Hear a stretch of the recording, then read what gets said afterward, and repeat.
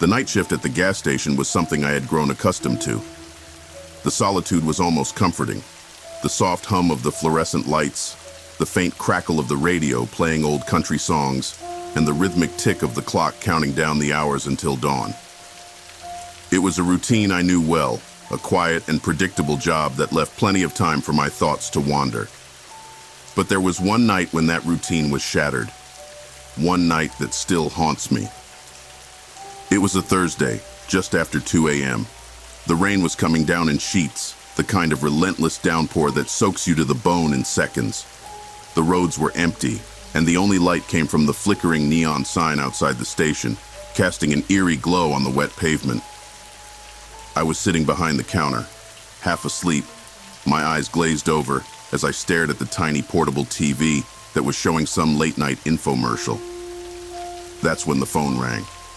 The sound was so unexpected, so jarring in the stillness of the night that I nearly jumped out of my seat. The phone at the gas station never rang, especially not at this hour. For a moment, I just stared at it, my heart pounding in my chest. Finally, I shook myself out of it and picked up the receiver. "Hello," I said, trying to keep my voice steady. There was no answer, just silence. But it wasn't the normal kind of silence.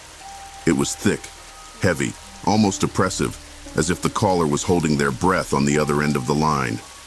"Hello," I repeated, a little louder this time. Still nothing. I was about to hang up when I heard it, a faint, whispering voice. The words were too quiet to make out, just a soft hiss of sound that sent a shiver down my spine. "Who is this?" I asked, my voice trembling slightly. The whispering stopped, replaced by a long, drawn-out sigh. Then, the line went dead. I stood there for a moment, the phone still pressed to my ear, listening to the dial tone. Finally, I hung up, trying to shake off the unease that had settled over me. It was probably just a prank call, I told myself. Some bored kid trying to mess with me. But deep down, I didn't believe it. I tried to focus on the TV, but I couldn't stop glancing at the phone, half expecting it to ring again. The minutes dragged by, each one feeling like an hour, and the rain outside only seemed to grow heavier, drumming against the windows in a relentless rhythm. Then, just as I was starting to relax, the phone rang again. This time, I didn't hesitate. I picked up the receiver, my heart in my throat. "Who is this?" I demanded, trying to sound more confident than I felt. For a moment, there was nothing, just that same heavy silence. But then, the whispering started again, louder this time. It was still too quiet to make out the words, but there was something unsettling about the tone, something almost desperate. "Stop it," I snapped, my nerves fraying. "This isn't funny." But the whispering continued, rising and falling in a slow, hypnotic cadence. And then, just as I was about to hang up, the voice became clear. "Let me in." The words were so soft, so close, that for a moment, I thought someone was standing right behind me. I spun around, but the station was empty. I was alone. "Let me in," the voice repeated, a little louder this time. I slammed the phone down, my hands shaking. My heart was racing, and I could feel cold sweat trickling down my back. I tried to tell myself it was just a prank, but the fear gnawing at my gut told me otherwise. I needed to get out of there, but my shift wasn't over, and the idea of leaving the station in the middle of the night with the rain pouring down was almost as terrifying as staying. I took a deep breath, trying to calm my racing heart. It was just a phone call, I told myself, just a voice. It couldn't hurt me. But then the phone rang again. I didn't want to answer it, but I couldn't just let it keep ringing. My hand hovered over the receiver, my mind racing. Finally, I snatched it up, holding it to my ear with a trembling hand. "Who are you?" I asked, my voice barely above a whisper. There was a long pause, and then the voice spoke again, louder this time, clear enough to send a wave of cold terror through me. "I'm outside." The line went dead. My breath caught in my throat. I slowly turned my head toward the large glass window at the front of the station. Outside, The rain blurred the world into a dark, shifting mass. But through the streaks of water, I thought I saw something. A shape, indistinct and shadowy, standing just beyond the edge of the light. I felt frozen in place, my mind screaming at me to do something, anything. But my body wouldn't respond. I just stood there, staring at the window, waiting for the shape to move. And then slowly it did. It was subtle at first, a slight shift, a hint of movement in the shadows. But then it started to get closer, creeping toward the window with a slow, deliberate pace. As it drew nearer, I could make out more details. A hunched figure, soaked by the rain, with pale, gaunt features and hollow, dark eyes that seemed to stare straight through me. I backed away, my legs finally obeying my commands, and I nearly tripped over a stack of boxes behind the counter. The figure reached the window and stopped, its face pressed against the glass, staring at me with an intensity that made my skin crawl. For a moment, we just stood there, staring at each other through the glass. Then, the figure raised a hand and knocked, the sound muffled by the rain but still loud enough to make me jump. "Let me in," the voice whispered, though this time it wasn't coming from the phone. It was coming from the figure outside. I shook my head, too terrified to speak. The figure knocked again, harder this time, its pale face never leaving mine. "Let me in," it said again, louder now, more insistent. I backed away further, my mind racing. I had to get out of there, but the only way out was past the figure, through the front door. I looked around desperately for something, anything I could use to defend myself, but there was nothing within reach, just the cash register, the stack of magazines, and the useless phone. The figure knocked again, the sound sharp and insistent. "Let me in." I couldn't take it anymore. I bolted for the back door, my heart pounding in my chest. As I ran, I heard the front door rattle violently, as if the figure was trying to force it open. I didn't look back. I just kept running, my footsteps echoing in the empty station. I reached the back door and fumbled with the lock, my hands shaking so badly that it took me several tries to get it open. Finally, the door swung open, and I stumbled out into the rain-soaked night, gasping for air. I didn't stop running until I reached my car, parked at the far end of the lot. I fumbled with the keys, my hands slick with rain, and finally managed to get the door open. I jumped inside, slammed the door shut, and locked it, my breath coming in ragged gasps. For a moment, I just sat there, staring at the station through the rain-smeared windshield. The figure was gone. The station was dark, silent, as if nothing had happened. But I knew better. I started the car and drove away, not daring to look back. As I sped down the empty road, the rain hammering against the roof, I couldn't shake the feeling that I was being followed. Every shadow, every flicker of movement in the corner of my eye made my heart skip a beat.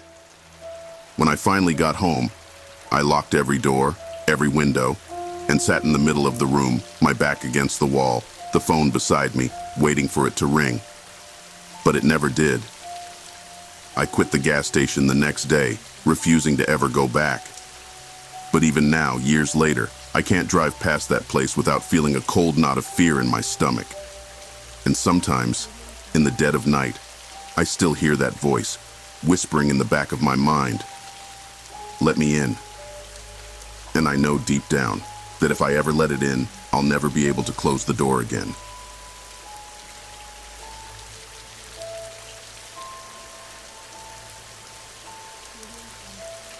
It was a cold, rainy Tuesday evening at the gas station where I work. The kind of night where the wind howls and the rain hits the windows like tiny bullets. I was alone behind the counter, flipping through a magazine, trying to pass the time. The usual neon lights flickered above me, casting an eerie glow across the empty store. The sound of rain drumming on the roof was almost hypnotic, making the loneliness feel even more intense. The gas station was quiet, too quiet. I hadn't seen a customer in over an hour, and the isolation was starting to get to me. My mind kept wandering, thinking about all the horror stories I'd read or seen in movies. I tried to shake them off, but the feeling of unease wouldn't leave me. Just then, the doorbell chimed. I looked up, expecting to see someone walking in from the rain, but the door was only slightly ajar, moving back and forth as the wind pushed against it. I frowned, feeling a prickle of apprehension. I got up, walked over to the door and closed it tightly, making sure it was locked. The rain had picked up, and the night felt darker than usual. I was about to turn back to my magazine when something caught my eye, a movement in the reflection of the glass door. I froze, my heart pounding in my chest. It looked like someone was standing outside, just beyond the reach of the neon lights, barely visible in the shadows. "Hello?" I called out, trying to keep my voice steady. There was no response, just the relentless sound of rain and wind. I squinted, trying to make out who or what it was, but the figure didn't move. It just stood there, a dark silhouette against the night. "Do you need help?" I asked, louder this time. Still no answer. A chill ran down my spine. I took a deep breath and slowly approached the door, trying to keep my fear in check. As I got closer, the figure became clearer. A tall man, standing perfectly still, facing the door.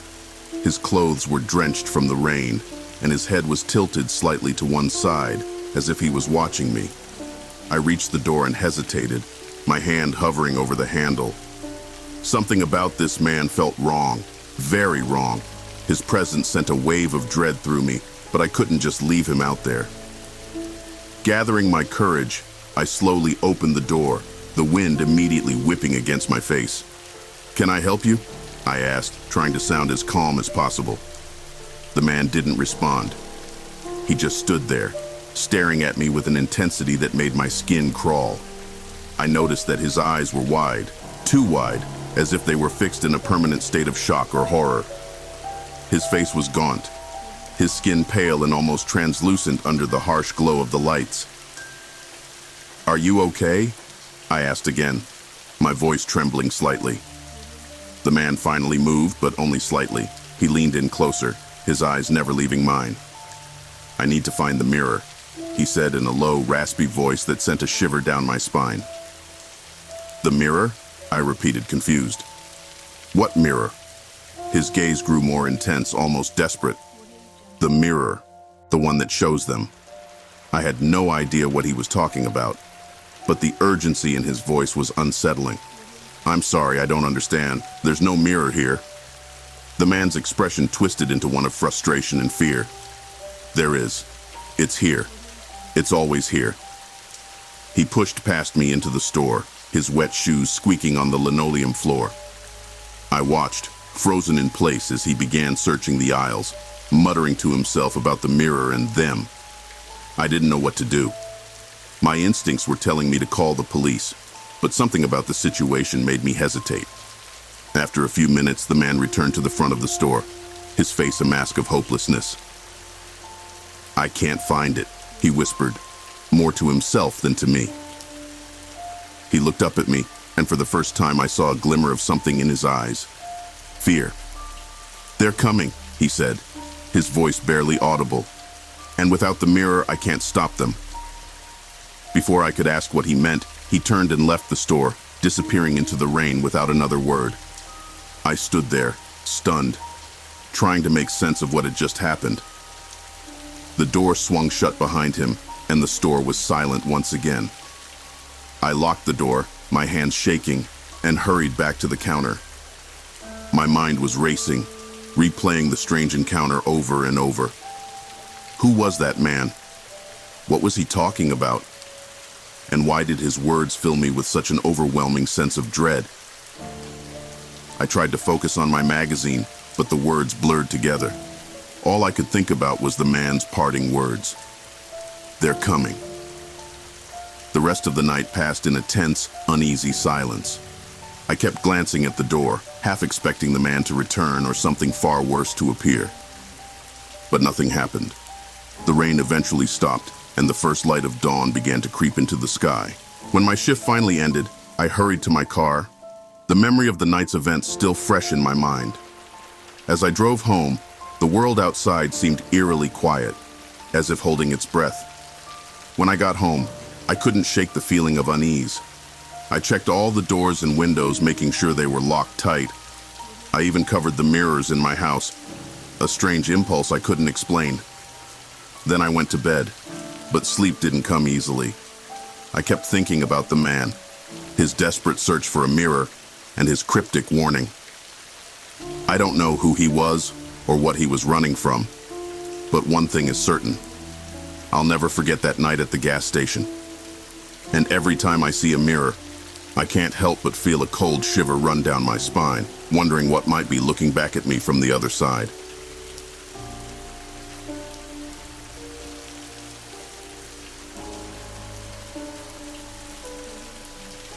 Working the night shift at the gas station was always uneventful, with only the hum of the lights and the occasional car breaking the monotony.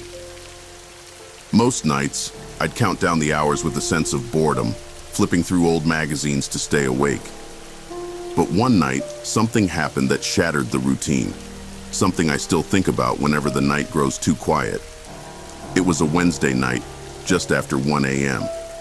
The rain was coming down hard, making it difficult to see much beyond the glow of the station's lights.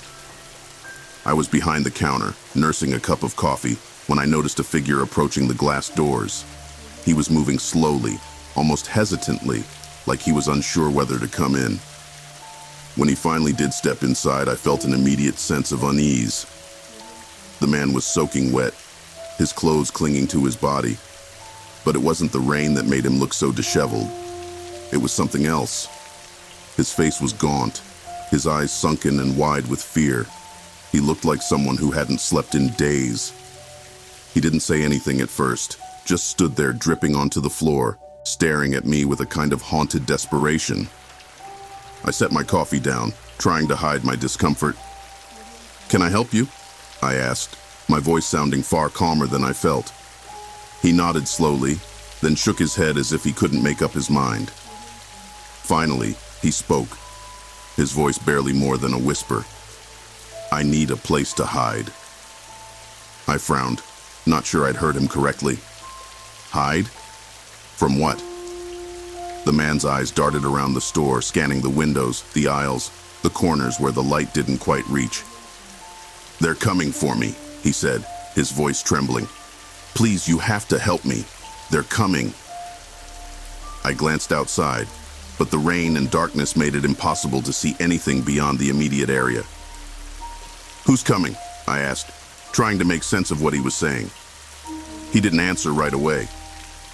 Instead, he took a few shaky steps toward the counter, lowering his voice to a conspiratorial whisper. "They're not human," he said, his breath hitching with fear. "They look like people, but they're not. They've been following me for days. They don't stop. They don't sleep." A chill ran down my spine. I wanted to tell him he was being paranoid, that no one was out to get him. But something in his eyes stopped me. This wasn't the wild ravings of a madman. This was pure, unfiltered terror. I swallowed hard, trying to think of what to say. "Maybe you should call the police," I suggested, though I wasn't sure what good that would do. He shook his head vehemently. "No, they won't understand. They'll just make things worse." He looked at me with a pleading expression, his hands trembling. "Please just let me stay here until morning. They don't come out in the daylight." I hesitated. My shift was almost over, and the thought of spending the rest of the night with this frantic stranger made my skin crawl. But at the same time, I couldn't bring myself to turn him away. Something about his desperation made me feel like doing so would seal his fate.